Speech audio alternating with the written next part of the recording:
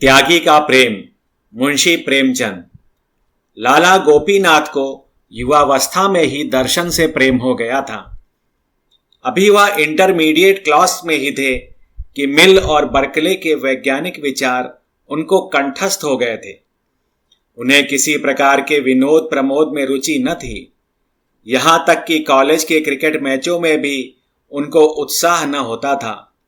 हास परिहास से कोसों भागते और उनसे प्रेम की चर्चा करना तो मानो बच्चे को जूजू से डराना था। प्रातःकाल घर से निकल जाते और शहर से बाहर किसी सघन वृक्ष की छाह में बैठकर दर्शन का अध्ययन करने में निरत हो जाते। काव्य अलंकार, उपन्यास सभी को त्याज्य समझते थे। शायद ही अपने जीवन में उन्होंने कोई किस्से कहानी की किताब पढ़ी हो। इसे केवल समय का दुरुपयोग ही नहीं वरन मन और बुद्धि विकास के लिए घातक ख्याल करते थे। इसके साथ ही वह उत्साहहीन न थे। सेवा समितियों में बड़े उत्साह से भाग लेते। स्वदेशवासियों की सेवा के किसी अवसर को हाथ से न जाने देते। बहुधा मोहल्ले के छोटे छोटे दुकानदारों की दुकान पर जा बैठते और उनके घाटे टोटे मंदे तेजे की राम कहानी सुनते। शनय शनय कॉलेज से उन्हें घृणा हो गई। उन्हें अब किसी विषय से प्रेम था तो वह दर्शन था। कॉलेज की बहुविषयक शिक्षा उनके दर्शन अनुराग में बाधक होती। अतएव उन्होंने कॉलेज छोड़ दिया और एकाग्रचित होकर विज्ञानोपार्जन करने लगे। किंतु दर्शन अनुराग के साथ ही साथ उनका देश अनुराग भी बढ़ता गया और कॉलेज छोड़ने के थोड़े ही दिनों पश्चात वह अनिवार्य जाति सेवकों के दल में सम्मिलित हो गए। दर्शन में भ्रम था, अविश्वास था, अहंकार था। जाति सेवा में सम्मान था, यश था और दोनों की सद इच्छाएं थी। उनका वह सद अनुराग जो बरसों से वैज्ञानिक वादों के नीचे दबा हुआ था, वायु के प्रचंड वेग के साथ निकल पड़ा। नगर के सार्वजनिक क्षेत्र में कूद पड़े। देखा तो मैदान खाली था। जिधर आंख उठाते सन्नाटा दिखाई देता। ध्वजाधारियों की कमी न थी, पर सच्चे हृदय कहीं नजर न आते थे। चारों ओर से उनकी खींच होने लगी। किसी संस्था के मंत्री बने, किसी के प्रधान, किसी के कुछ। इसके आवेश में दर्शन अनुराग भी विदा हुआ। पिंजरे में गाने वाली चिड़िया विस्तृत पर्वत राशियों में आकर अपना राग भूल गई। अब भी वह समय निकालकर दर्शन ग्रंथों के पन्ने उलट पलट लिया करते थे, पर विचार और अनुशीलन का अवकाश कहाँ। नित्य मन में यह संग्राम होता रहता कि किधर जाऊं, उधर या इधर। विज्ञान अपनी ओर खींचता, देश अपनी ओर खींचता। एक दिन वह इसी उलझन में नदी के तट पर बैठे हुए थे। जलधारा, तट के दृश्यों और वायु के प्रतिकूल झोंकों की परवाह न करते हुए बड़े वेग के साथ अपने लक्ष्य की ओर बढ़ी चली जाती थी। पर लाला गोपीनाथ का ध्यान इस तरफ न था। वह अपने स्मृति भंडार से किसी ऐसे तत्वज्ञानी पुरुष को खोज निकालना चाहते थे जिसने जाति सेवा के साथ विज्ञान सागर में गोते लगाए हों। सहसा उनके कॉलेज के एक अध्यापक पंडित अमरनाथ अग्निहोत्री आकर समीप बैठ गए और बोले, कहिए लाला गोपीनाथ, क्या खबरें हैं। गोपीनाथ ने अन्यमनस्क होकर उत्तर दिया, कोई नई बात तो नहीं हुई। पृथ्वी अपनी गति से चल रही है। अमरनाथ, म्यूनिसिपल वार्ड नंबर 21 की जगह खाली है। उसके लिए किसे चुनना निश्चित किया है। गोपी, देखिए कौन होता है, आप भी खड़े हुए हैं। अमर, अजी मुझे तो लोगों ने जबरदस्ती घसीट लिया, नहीं तो मुझे इतनी फुर्सत कहाँ। गोपी, मेरा भी यही विचार है। अध्यापकों का क्रियात्मक राजनीति में फंसना बहुत अच्छी बात नहीं। अमरनाथ इस व्यंग से बहुत लज्जित हुए। एक क्षण के बाद प्रतिकार के भाव से बोले, तुम आजकल दर्शन का अभ्यास करते हो या नहीं। गोपी, बहुत कम। इसी दुविधा में पड़ा हुआ हूं कि राष्ट्रीय सेवा का मार्ग ग्रहण करूं या सत्य की खोज में जीवन व्यतीत करूं। अमर, राष्ट्रीय संस्थानों में सम्मिलित होने का समय अभी तुम्हारे लिए नहीं आया। अभी तुम्हारी उम्र ही क्या है, जब तक विचारों के गांभीर्य और सिद्धांतों पर दृढ़ विश्वास न हो जाए, उस समय तक केवल क्षणिक आवेशों के वशवर्ती होकर किसी काम में कूद पड़ना अच्छी बात नहीं। राष्ट्रीय सेवा बड़े उत्तरदायित्व का काम है। गोपीनाथ ने निश्चय कर लिया कि मैं जाति सेवा में जीवन छेप करूंगा। अमरनाथ ने भी यही फैसला किया कि मैं म्युनिसिपैलिटी में अवश्य जाऊंगा। दोनों का परस्पर विरोध उन्हें कर्म क्षेत्र की ओर खींच ले गया। गोपीनाथ की साख पहले से ही जम गई थी। घर के धनी थे। शक्कर और सोने चांदी की दलाली होती थी। व्यापारियों में उनके पिता का बड़ा मान था। गोपीनाथ के 2 बड़े भाई थे, वह भी दलाली करते थे। परस्पर मेल था, धन था, संतानें थीं। अगर न थी तो शिक्षा और शिक्षित समुदाय में गणना। वह बात गोपीनाथ की बदौलत प्राप्त हो गई। इसीलिए उनकी स्वच्छंदता पर किसी ने आपत्ति नहीं की। किसी ने उन्हें धन उपार्जन के लिए मजबूर नहीं किया। अतएव गोपीनाथ निश्चिंत और निर्द्वंद होकर राष्ट्र सेवा में कहीं किसी अनाथालय के लिए चंदे जमा करते, कहीं किसी कन्या पाठशाला के लिए भिक्षा मांगते फिरते। नगर की कांग्रेस कमेटी ने उन्हें अपना मंत्री नियुक्त किया। उस समय तक कांग्रेस ने कर्म क्षेत्र में पदार्पण नहीं किया था। उनकी कार्यशीलता ने इस जीर्ण संस्था का मानो पुनर्उद्धार कर दिया। वह प्रातः से संध्या और बहुधा पहर रात तक इन्हीं कामों में लिप्त रहते थे। चंदे का रजिस्टर हाथ में लिए उन्हें नित्य प्रति सांझ सवेरे अमीरों और रईसों के द्वार पर खड़े देखना एक साधारण दृश्य था। धीरे धीरे कितने ही युवक उनके भक्त हो गए। लोग कहते कितना निस्वार्थ, कितना आदर्शवादी, त्यागी जाति सेवक है। कौन सुबह से शाम तक निस्वार्थ भाव से केवल जनता का उपकार करने के लिए यूं दौड़ धूप करेगा। उनका आत्मोत्सर्ग प्रायः द्वेषियों को भी अनुरक्त कर देता था। उन्हें बहुधा रस्सियों की अभद्रता, असज्जनता, यहाँ तक कि उनके कटु शब्द भी सहने पड़ते थे। उन्हें अब विदित हो गया था कि जाति सेवा बड़े अंशों तक केवल चंदे मांगना ही है। इसके लिए धनिकों की दरबारदारी या दूसरे शब्दों में खुशामद भी करनी पड़ती थी। दर्शन के उस गौरवयुक्त अध्ययन और इस दान लोलुपता में कितना अंतर था। कहाँ मिल और कैंट स्पेंसर और किड के साथ एकांत में बैठे हुए जीव और प्रकृति के गहन गूढ़ विषयों पर वार्तालाप, और कहाँ इन अभिमानी असभ्य मूर्ख व्यापारियों के सामने सिर झुकाना। वह अंतःकरण में उनसे घृणा करते थे। वे धनी थे और केवल धन कमाना चाहते थे। इसके अतिरिक्त उनमें और कोई विशेष गुण न था। उनमें अधिकांश ऐसे थे जिन्हें कपट व्यवहार से धन उपार्जन किया था। पर गोपीनाथ के लिए वे सभी पूज्य थे, क्योंकि उन्हीं की कृपा दृष्टि पर उनकी राष्ट्र सेवा अवलंबित थी। इस प्रकार कई वर्ष बीत गए। गोपीनाथ नगर के मान्य पुरुषों में गिने जाने लगे। वह दीन जनों के आधार और दुखियारों के मददगार थे। अब वह बहुत कुछ निर्भीक हो गए थे और कभी कभी रईसों को भी कुमार्ग पर चलते देखकर फटकार दिया करते थे। उनकी तीव्र आलोचना भी अब चंदे जमा करने में उनकी सहायक हो जाती थी। अभी तक उनका विवाह न हुआ था। वह पहले से ही ब्रह्मचर्यव्रत धारण किए हुए थे। विवाह करने से साफ इनकार किया, मगर जब पिता और अन्य बंधुजनों ने बहुत आग्रह किया और उन्होंने स्वयं कई विज्ञान ग्रंथों में देखा कि इंद्रिय दमन स्वास्थ्य के लिए हानिकारक है, तो असमंजस में पड़े। कई हफ्ते सोचते हो गए और वह मन में कई बात पक्की न कर सके। स्वार्थ और परमार्थ में संघर्ष हो रहा था।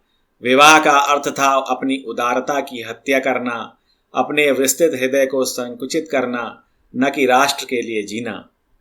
वह अब इतने ऊंचे आदर्श का त्याग कर निंद्य और उपहासजनक समझते थे।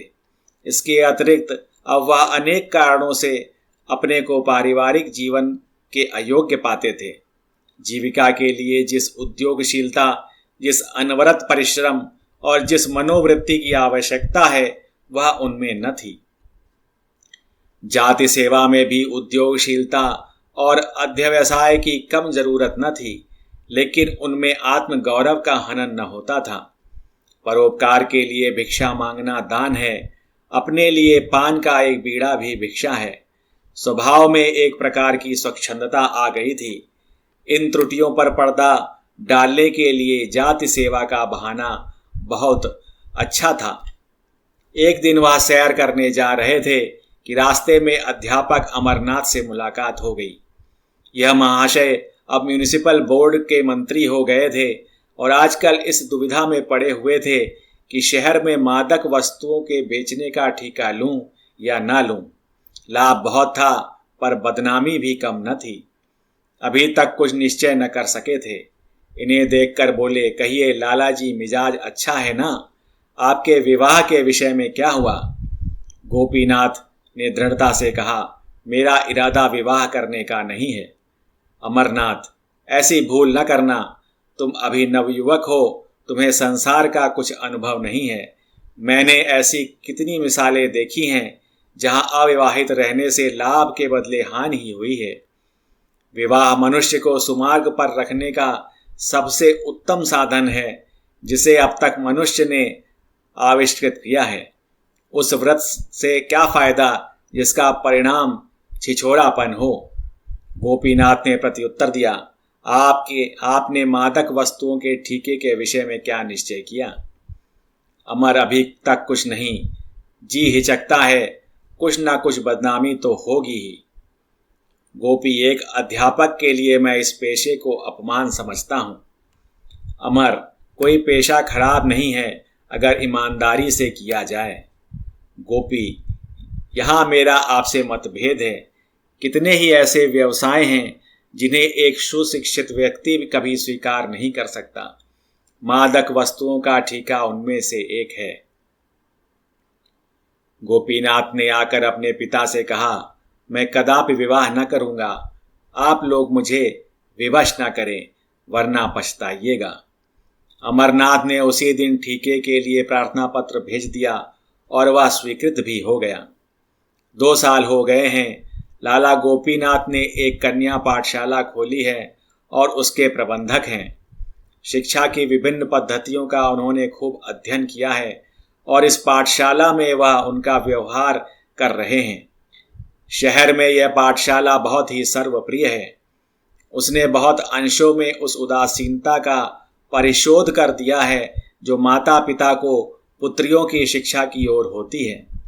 शहर के गणमान्य पुरुष अपनी लड़कियों को सहर्ष पढ़ने भेज देते हैं। वहाँ की शिक्षा शैली कुछ ऐसी मनोरंजक है कि बालिकाएं एक बार जाकर मानो मंत्रमुग्ध हो जाती हैं, फिर उन्हें घर पर चैन नहीं मिलता। ऐसी व्यवस्था की गई है कि 3-4 वर्षों में ही कन्याओं का गृहस्थी के मुख्य कामों से परिचय हो जाए। सबसे बड़ी बात यह है कि यहाँ धर्म शिक्षा का भी समुचित प्रबंध किया गया है। अब की साल से प्रबंधक महोदय ने अंग्रेजी की कक्षाएं भी खोल दी हैं। एक सुशिक्षित गुजराती महिला को बंबई से बुलाकर पाठशाला उनके हाथ में दे दी है। इन महिला का नाम है आनंदी बाई। विधवा हैं, हिंदी भाषा से भली भांति परिचित नहीं हैं, किंतु गुजराती में कई पुस्तकें लिख चुकी हैं। कई कन्या पाठशालाओं में काम कर चुकी हैं। शिक्षा संबंधी विषयों में अच्छी गति है। उनके आने से मदरसे में और भी रौनक आ गई है। कई प्रतिष्ठित सज्जनों ने जो अपनी बालिकाओं को मंसूरी और नैनीताल भेजना चाहते थे, अब उन्हें यहीं भर्ती करा दिया है। आनंदी रईसों के घरों में जाती हैं और स्त्रियों में शिक्षा का प्रचार करती हैं। उनके वस्त्र आभूषणों में सुरुचि का बोध होता है भी उच्च कुल की, इसलिए शहर में उनका बड़ा सम्मान होता है। लड़कियां उन पर जान देती हैं, उन्हें माँ कहकर पुकारती हैं। गोपीनाथ पाठशाला की उन्नति देख देख कर फूले नहीं समाते। जिससे मिलते हैं आनंदी बाई का ही गुणगान करते हैं। बाहर से कोई सुविख्यात पुरुष आता है तो उससे पाठशाला का निरीक्षण अवश्य कराते हैं। आनंदी की प्रशंसा से उन्हें वही आनंद प्राप्त होता है जो स्वयं अपनी प्रशंसा से होता। बाई जी को भी दर्शन से प्रेम है और सबसे बड़ी बात यह है कि उन्हें गोपीनाथ पर असीम श्रद्धा है। वह हृदय से उनका सम्मान करती हैं। उनके त्याग और निष्काम जाति भक्ति से उन्हें उन्हें वशीभूत कर लिया है। वह मुंह पर उनकी बड़ाई नहीं करती, पर रईसों के घरों में बड़े प्रेम से उनका यशोगान करती हैं। ऐसे सच्चे सेवक आजकल कहाँ लोग कीर्ति पर जान देते हैं। जो थोड़ी बहुत सेवा करते हैं दिखावे के लिए, सच्ची लगन किसी में नहीं। मैं लाला जी को पुरुष नहीं देवता समझती हूँ। कितना सरल संतोषमय जीवन है, न कोई व्यसन न विलास। भोर से सायंकाल तक दौड़ते रहते हैं, न खाने का कोई समय न सोने का समय। उस पर कोई ऐसा नहीं जो उनके आराम का ध्यान रखे। बेचारे घर गए तो कुछ किसी ने सामने रख दिया, चुपके से खा लिया, फिर छड़ी उठाई और किसी तरफ चल दिए। दूसरी औरत कदापि अपनी स्त्री की पत्नी की भांति सेवा सत्कार नहीं कर सकती। दशहरे के दिन थे। कन्या पाठशाला में उत्सव मनाने की तैयारियां हो रही थीं। एक नाटक खेलने का निश्चय किया गया था। भवन खूब सजाया गया था। शहर के रईसों को निमंत्रण दिए गए थे। यह कहना कठिन है कि किसका उत्साह बढ़ा हुआ था, बाई जी का या लाला गोपीनाथ का। गोपीनाथ सामग्रियां एकत्र कर रहे थे। उन्हें अच्छे ढंग से सजाने का भार आनंदी ने लिया था। नाटक भी इन्हीं ने रचा था। नित्य प्रति उसका अभ्यास कराती थीं और स्वयं एक पाठ ले रखा था। विजयादशमी आ गई। दोपहर तक गोपीनाथ फर्श और कुर्सियों का इंतजाम करते रहे। जब 1 बज गया और अब भी वह वहां से न टले तो आनंदी ने कहा, लाला जी, आपको भोजन करने को देर हो रही है। अब सब काम हो गया है, जो कुछ बच रहा है मुझ पर छोड़ दीजिए। गोपीनाथ ने कहा, खा लूंगा, मैं ठीक समय पर भोजन करने का पाबंद नहीं हूं। फिर घर तक कौन जाए, घंटों लग जाएंगे। भोजन के उपरांत आराम करने का जी चाहेगा, शाम हो जाएगी। आनंदी, भोजन तो मेरे यहाँ तैयार है, ब्राह्मणी ने बनाया है, चलकर खा लीजिए और यहीं जरा देर आराम भी कर लीजिए। गोपीनाथ, यहाँ क्या खा लूं, एक वक्त न खाऊंगा तो ऐसी कौन सी हानि हो जाएगी। आनंदी, जब भोजन तैयार है तो उपवास क्यों कीजिएगा। गोपीनाथ, आप जाएं, आपको अवश्य देर हो रही है। मैं काम में ऐसा भूला कि आपकी सुध ही न रही। आनंदी, मैं भी 1 जून उपवास कर लूंगी तो क्या हानि होगी। गोपीनाथ, नहीं नहीं, इसकी क्या जरूरत है। मैं आपसे सच कहता हूं, मैं बहुधा 1 ही जून खाता हूं। आनंदी, अच्छा, मैं आपके इनकार का माने समझ गई। इतनी मोटी बात अब तक मुझे न सूझी। गोपीनाथ, क्या समझ गई। मैं छूत छात नहीं मानता, यह तो आपको मालूम ही है। आनंदी, इतना जानती हूं, किंतु जिस कारण से आप मेरे यहाँ भोजन करने से इनकार कर रहे हैं, उसके विषय में केवल इतना निवेदन है कि मुझे आपसे केवल स्वामी और सेवक का संबंध नहीं है। मुझे आपसे आत्मीयता का संबंध है। आपका मेरे पान फूल को अस्वीकार करना अपने एक सच्चे भक्त के मर्म को आघात पहुंचाना है। मैं आपको इसी दृष्टि से देखती हूँ। गोपीनाथ को अब कोई आपत्ति न हो सकी। जाकर भोजन कर लिया। वह जब तक आसन पर बैठे रहे, आनंदी बैठी पंखा झलती रही। इस घटना की लाला गोपीनाथ के मित्रों ने यूं आलोचना की, महाशय जी, अब तो वहीं पर खूब जोर देकर भोजन भी करते हैं। शनय शनय पर्दा हटने लगा। लाला गोपीनाथ को अब परवशता ने साहित्य सेवी बना दिया था। घर से उन्हें आवश्यक सहायता मिल जाती थी, किंतु पत्रों और पत्रिकाओं तथा अन्य अनेक कामों के लिए उन्हें घर वालों से कुछ मांगते हुए बहुत संकोच होता था। उनका आत्मसम्मान जरा जरा सी बातों के लिए भाइयों के सामने हाथ फैलाना अनुचित समझता था। वह अपनी जरूरतें आप पूरी करना चाहते थे। घर पर भाइयों के लड़के इतना कोलाहल मचाते कि उनका जी कुछ लिखने में न लगता। इसलिए जब उनकी कुछ लिखने की इच्छा होती तो बेखटके पाठशाला में चले जाते। आनंदी बाई वहीं रहती थीं। वहाँ न कोई शोर था न गुल। एकांत में बैठ काम करने में जी लगता। भोजन का समय आ जाता तो वहीं भोजन भी कर लेते।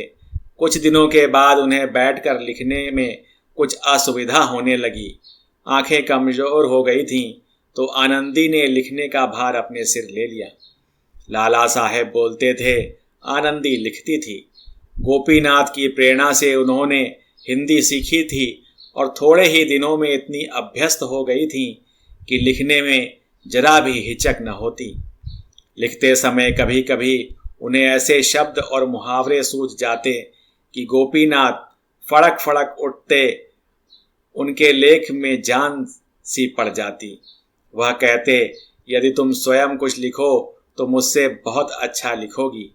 मैं तो बेगारी करता हूँ, तुम्हें परमात्मा की ओर से यह शक्ति करता हुई है।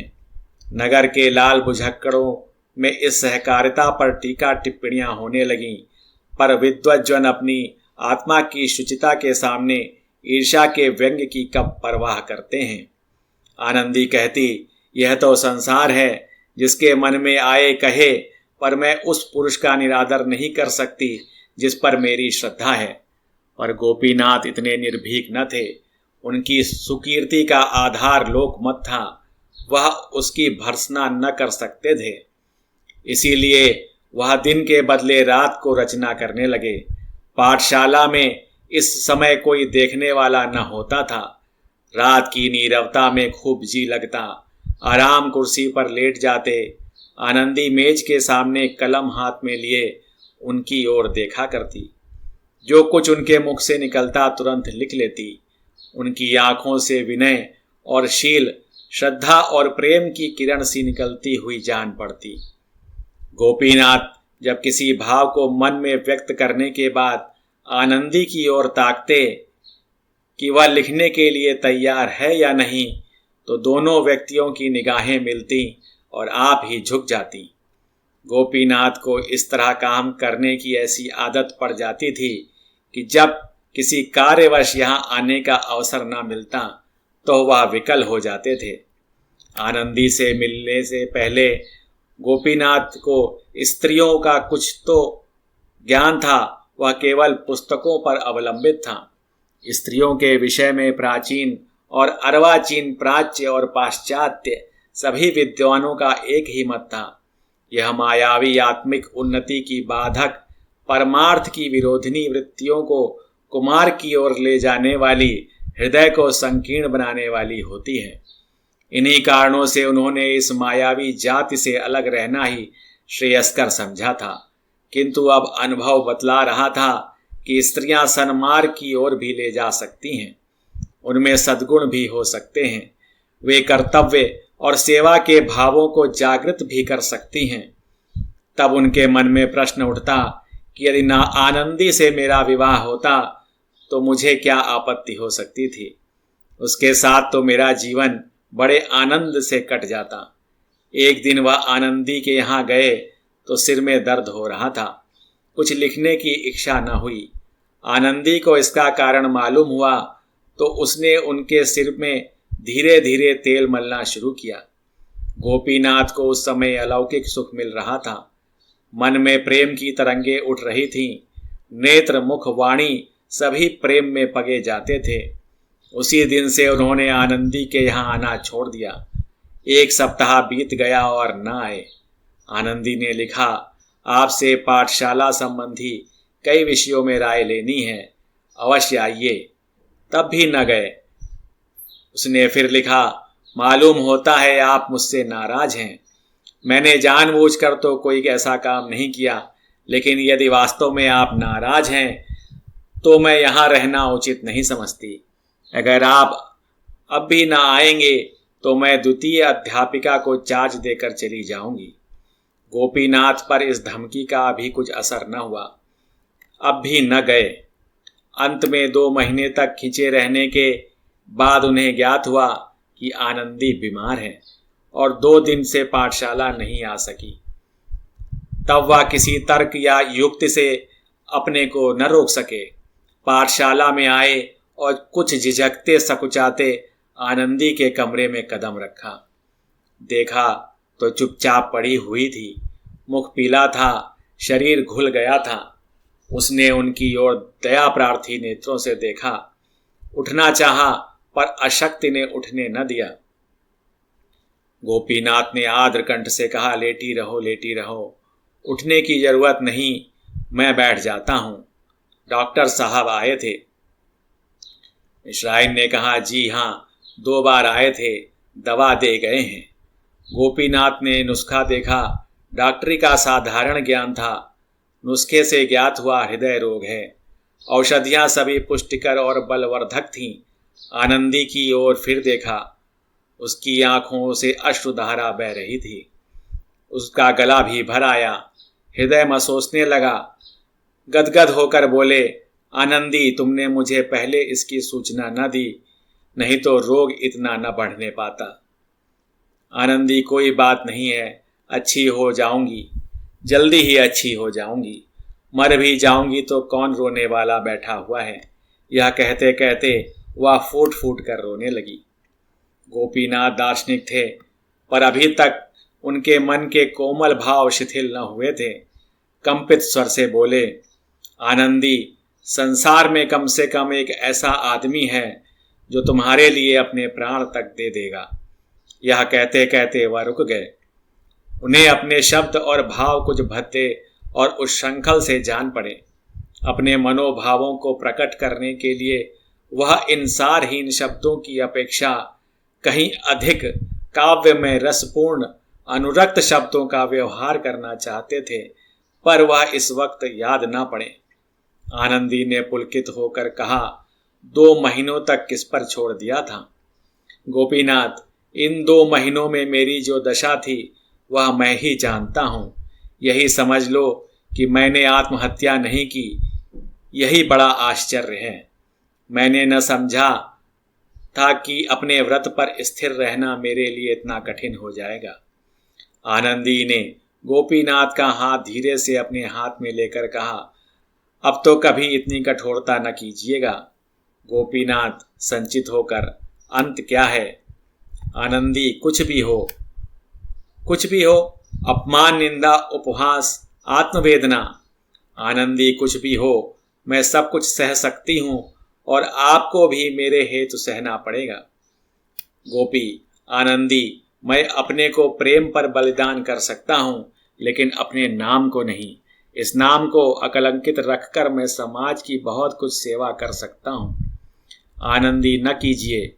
आपने सब कुछ त्याग कर यह कीर्ति लाभ की है। मैं आपके यश को नहीं मिटाना चाहती।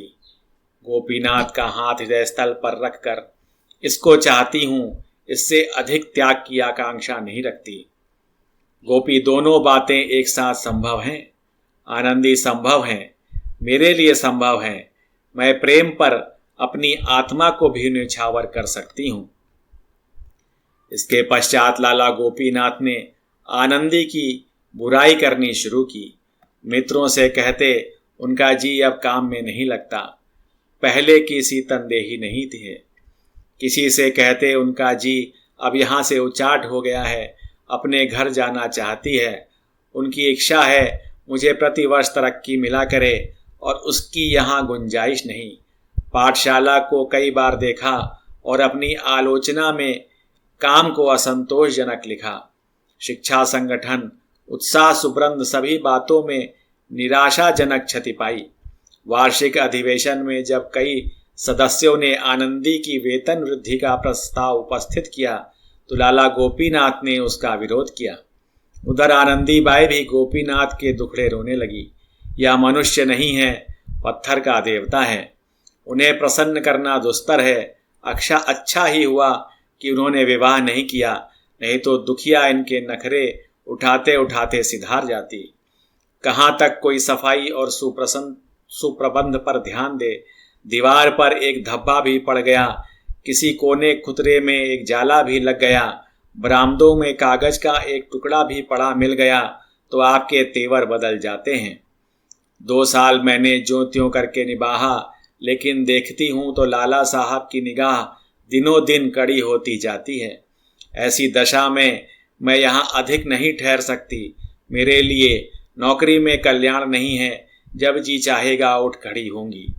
यहाँ आप लोगों से मेल मोहब्बत हो गई है, कन्याओं से ऐसा प्यार हो गया है कि छोड़कर जाने को जी नहीं चाहता। आश्चर्य था कि और किसी को पाठशाला की दशा में अवनति न दिखती थी, वरन हालत पहले से अच्छी थी। एक दिन पंडित अमरनाथ की लाला जी से भेंट हो गई। उन्होंने पूछा, कहिए पाठशाला खूब चल रही है ना? गोपीनाथ, कुछ ना पूछिए, दिनों दिन दशा गिरती जाती है। अमर, आनंदी बाई की ओर से ढील है क्या? गोपी, जी हाँ सरासर। अब काम करने में उनका जी नहीं लगता। बैठी हुई योग और ज्ञान के ग्रंथ पढ़ा करती हैं। कुछ कहता हो तो कहती हैं, मैं अब इससे और अधिक कुछ नहीं कर सकती। कुछ परलोक की भी चिंता करूं कि 24 घंटे पेट के धंधों में ही लगी रहूं। पेट के लिए 5 घंटे बहुत हैं। पहले कुछ दिनों तक 12 घंटे करती, पर वह दशा स्थायी नहीं रह सकती थी। यहाँ आकर मैंने स्वास्थ्य खो दिया। एक बार कठिन रोगग्रस्त हो गई। क्या कमेटी ने मेरी दवा दर्पण का खर्च दे दिया? कोई बात पूछने भी आया? फिर अपनी जान क्यों दूं? सुना है घरों में मेरी बदगोई भी किया करती हैं। अमरनाथ मार्मिक भाव से बोले, ये बातें मुझे पहले ही मालूम थी। 2 साल और गुजर गए। रात का समय था। कन्या पाठशाला के ऊपर वाले कमरे में लाला गोपीनाथ मेज के सामने कुर्सी पर बैठे हुए थे। सामने आनंदी कोच पर लेटी हुई थी। मुख बहुत म्लान हो रहा था। कई मिनट तक दोनों विचार में मग्न थे। अंत में गोपीनाथ बोले, मैंने पहले ही महीने में तुमसे कहा था कि मथुरा चली जाओ। आनंदी, वहां 10 महीने क्यों कर रहती? मेरे पास इतने रुपए कहाँ थे? और न तुम्ही ने कोई प्रबंध करने का आश्वासन दिया। मैंने सोचा 3-4 महीने यहाँ और रहूं, तब तक किफ़ायत करके कुछ बचा लूंगी। तुम्हारी किताब से भी कुछ मिल जाएंगे, तब मथुरा चली जाऊंगी। मगर यह क्या मालूम था कि बीमारी भी इसी अवसर की ताक में बैठी हुई है। मेरी दशा 2-4 दिन के लिए भी संभली और मैं चली। इस दशा में तो मेरे लिए यात्रा करना संभव है। गोपी, मुझे भय है कि कहीं बीमारी तूल न खींचे। संग्रहणी असाध्य रोग है। 1-2 महीने यहाँ और रहने पड़ गए तो बात खुल जाएगी। आनंदी चिढ़कर, खुल जाए। अब इससे कहाँ तक डरूं? गोपी, मैं भी न डरता अगर मेरे कारण नगर की कई संस्थाओं का जीवन संकट में न पड़ जाता। इसलिए मैं बदनामी से डरता हूँ। समाज के यह बंधन निरे पाखंड हैं। मैं उन्हें संपूर्णतः अन्याय समझता हूँ। इस विषय में तुम मेरे विचारों को भली भांति जानती हो, पर करूं क्या? दुर्भाग्यवश मैंने जाति सेवा का भार अपने ऊपर ले लिया है, और उसी का फल है कि आज मुझे अपने माने हुए सिद्धांतों को तोड़ना पड़ रहा है, और जो वस्तु मुझे प्राणों से भी प्रिय है उसे यूं निर्वासित करना पड़ रहा है। किंतु आनंदी की दशा संभलने की जगह दिनों दिन गिरती ही गई। कमजोरी से उठना बैठना कठिन हो गया था। किसी वैद्य या डॉक्टर को उसकी अवस्था न दिखाई जाती थी। गोपीनाथ दवाएं लाते थे, आनंदी उनका सेवन करती थी और दिन दिन निर्बल होती जाती थी। पाठशाला से उसने छुट्टी ले ली थी। किसी से मिलती जुलती भी न थी। बार बार चेष्टा करती कि मथुरा चली जाऊं, किंतु एक अनजान नगर में अकेले कैसे रहूंगी? न कोई आगे न कोई पीछे, कोई ये घूंट पानी देने वाला भी नहीं। ये सब सोचकर उसकी हिम्मत टूट जाती थी। इसी सोच विचार और हैस बहस में 2 महीने और गुजर गए, और अंत में विवश होकर आनंदी ने निश्चय किया कि अब चाहे कुछ सिर पर बीते, यहाँ से चल ही दूं। अगर सफ़र में मर भी जाऊंगी तो क्या चिंता है? उनकी बदनामी तो न होगी, उनके यश को कलंक तो न लगेगा, मेरे पीछे ताने तो न सुनने पड़ेंगे। सफ़र की तैयारियां करने लगी। रात को जाने का मुहूर्त था कि सहसा संध्या काल से ही प्रसव पीड़ा होने लगी, और 11 बजते बजते एक नन्हा सा दुर्बल सतवासा बालक प्रसव हुआ। बच्चे के होने की आवाज़ सुनते ही लाला गोपीनाथ बेतहाशा ऊपर से उतरे और गिरते पड़ते घर भागे। आनंदी ने इस भेद को अंत तक छिपाए रखा। अपनी दारुण प्रसव पीड़ा का हाल किसी से न कहा। दाई को भी सूचना न दी, मगर जब बच्चे की रोने की ध्वनि मदरसे में गूंजी तो क्षण मात्र में दाई सामने आकर खड़ी हो गई। नौकरानियों को पहले से शंकाएं थीं, उन्हें कोई आश्चर्य न हुआ। जब दाई ने आनंदी को पुकारा तो वह सचेत हो गई। देखा तो बालक रो रहा है। दूसरे दिन 10 बजते बजते यह समाचार सारे शहर में फैल गया। घर घर चर्चा होने लगी। कोई आश्चर्य करता था, कोई घृणा करता, कोई हंसी उड़ाता था। लाला गोपीनाथ के छिद्रान्वेषियों की संख्या कम न थी। पंडित अमरनाथ उनके मुखिया थे। उन लोगों ने लाला जी की निंदा करनी शुरू की। जहां देखिए वहीं 2-4 सज्जन बैठे गोपनीय भाव से इसी घटना की आलोचना करते नजर आते थे। कोई कहता था इस स्त्री के लक्षण पहले से ही विदित हो रहे थे। अधिकांश आदमियों की राय में गोपीनाथ ने यह बुरा किया। यदि ऐसा ही प्रेम ने जोर मारा था तो उन्हें निडर होकर विवाह कर लेना चाहिए था। यह काम गोपीनाथ का है, इसमें किसी को भ्रम न था। केवल कुशल समाचार पूछने के बहाने से लोग उनके घर जाते और 2-4 अन्य उक्तियां सुनाकर चले आते थे। इसके विरुद्ध आनंदी पर लोगों को दया आती थी। पर लाला जी के ऐसे भक्त भी थे जो लाला जी के माथे पर कलंक मढ़ना पाप समझते थे। गोपीनाथ ने स्वयं मौन धारण कर लिया था। सबकी भरी बुरी बातें सुनते पर मुंह न खोलते थे। इतनी हिम्मत ना थी कि सबसे मिलना छोड़ दें। प्रश्न था कि अब क्या हो। आनंदी बाई के विषय में तो जनता ने फैसला कर दिया। बहस यह थी कि गोपीनाथ के साथ क्या व्यवहार किया जाए। कोई कहता था उन्होंने जो कुकर्म किया है उसका फल भोगें, आनंदी बाई को नियमित रूप से घर में रखें। कोई कहता हमें इससे क्या मतलब, आनंदी जाने और वह जाने। दोनों जैसे के तैसे हैं, जैसे उदय वैसे भान, न उनके चोटी न उनके कान। लेकिन इस महाशय को पाठशाला के अंदर अब कदम न रखने देना चाहिए। जनता के फैसले साक्षी नहीं खोजते, अनुमान ही उनके लिए सबसे बड़ी गवाही है। लेकिन पंडित अमरनाथ और उनकी गोष्ठी के लोग गोपीनाथ को इतने सस्ते न छोड़ना चाहते थे। उन्हें गोपीनाथ से पुराना द्वेष था। यह कल का लौंडा दर्शन की 2-4 पुस्तकें उलट पलट कर राजनीति में कुछ शुद्धबुद्ध करके लीडर बना हुआ, बिचरे सुनहरी ऐनक लगाए, रेशमी चादर गले में डाले, यूं गर्व से ताके मानो सत्य और प्रेम का पुतला है। ऐसे रंगे सियार की जितनी कलई खोली जाए उतना ही अच्छा। जाति को ऐसे दगाबाज चरित्रहीन दुर्बल आत्मा सेवकों से सचेत कर देना चाहिए। पंडित अमरनाथ पाठशाला की अध्यापिकाओं और नौकरों से तहकीकात करते थे। लाला जी कब आते थे, कब जाते थे, कितनी देर रहते थे, यहाँ क्या किया करते थे। तुम लोग उनकी उपस्थिति में वहाँ जाने पाते थे या रोक थी। लेकिन यह छोटे छोटे आदमी जिन्हें गोपीनाथ ने संतुष्ट रहने का कोई कारण न था, इस दुरवस्था में उनके ऐबों पर पर्दा डालने लगे। अमरनाथ ने प्रलोभन दिया, डराया, धमकाया, पर किसी ने गोपीनाथ के विरुद्ध साक्षी न दी। उधर लाला गोपीनाथ ने उसी दिन से आनंदी के घर आना जाना छोड़ दिया। 2 हफ्ते तक तो वह भागनी किसी तरह कन्या पाठशाला में रही। 15वें दिन प्रबंधक समिति ने उसे मकान खाली कर देने की नोटिस दे दी। महीने भर की मोहलत देना भी उचित न समझा। अब वह दुखिया एक तंग मकान में रहती थी, कोई पूछने वाला न था। बच्चा कमजोर, खुद बीमार, कोई आगे न पीछे, न कोई दुख, न संगी न साथी। शिशु को गोद में लिए दिन के दिन बेदाना पानी पड़ी रहती थी। एक बुढ़िया महरी मिल गई थी जो बर्तन धोकर चली जाती थी। कभी कभी शिशु को छाती से लगाए रात की रात रह जाती, पर धन्य है उसके धैर्य और संतोष को। लाला गोपीनाथ से मुंह में शिकायत न थी न दिल में। सोचती इन परिस्थितियों में उन्हें मुझसे प्राणमुख ही रखना चाहिए, इसके अतिरिक्त और कोई उपाय नहीं है। उनके बदनाम होने से नगर की कितनी बड़ी हानि होती, सभी उन पर संदेह करते हैं पर किसी को यह साहस तो नहीं हो सकता कि उनके विपक्ष में कोई प्रमाण दे सके।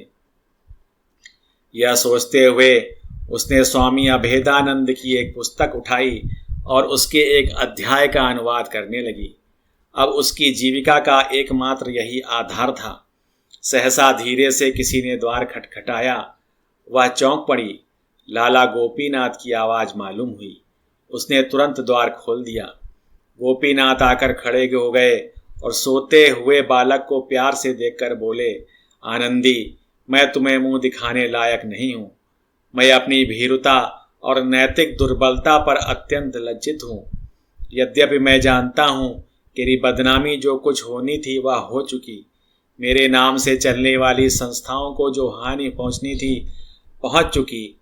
अब असंभव है कि मैं जनता को अपना मुंह फिर दिखाऊं और न वह मुझ पर विश्वास ही कर सकती है। इतना जानते हुए भी मुझ में इतना साहस नहीं कि मैं अपने कुकृत्य का भार सिर ले सकूं। मैं पहले सामाजिक शासन की रत्ती भर परवाह न करता, पर अब पग पग पर उसके भय से मेरे प्राण तक कांपने लगते हैं। धिक्कार है मुझ पर कि तुम्हारे ऊपर ऐसी विपत्तियां पड़ी।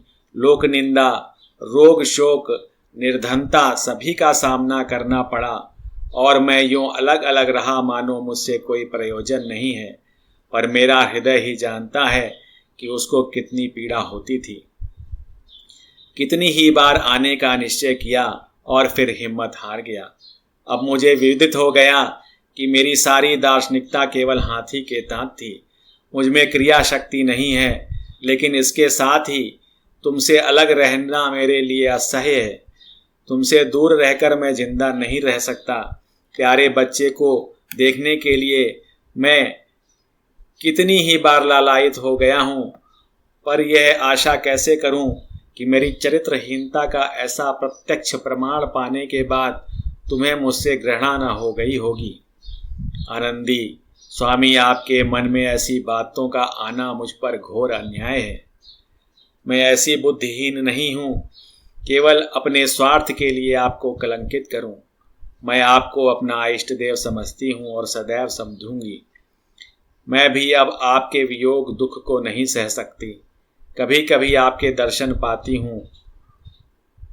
पाती रहूं, यही जीवन की सबसे बड़ी अभिलाषा है। इस घटना को 15 वर्ष बीत गए हैं। लाला गोपीनाथ नित्य 12 बजे रात को आनंदी के साथ बैठे हुए नजर आते हैं। वह नाम पर मरते हैं, आनंदी प्रेम पर। बदनाम दोनों हैं, लेकिन आनंदी के साथ लोगों की सहानुभूति है। गोपीनाथ सबकी निगाह से गिर गए हैं। हाँ, उनके कुछ आत्मीयगण इस घटना को केवल मानुषी समझकर अब भी उनका सम्मान करते हैं, किंतु जनता इतनी सहिष्णु नहीं है।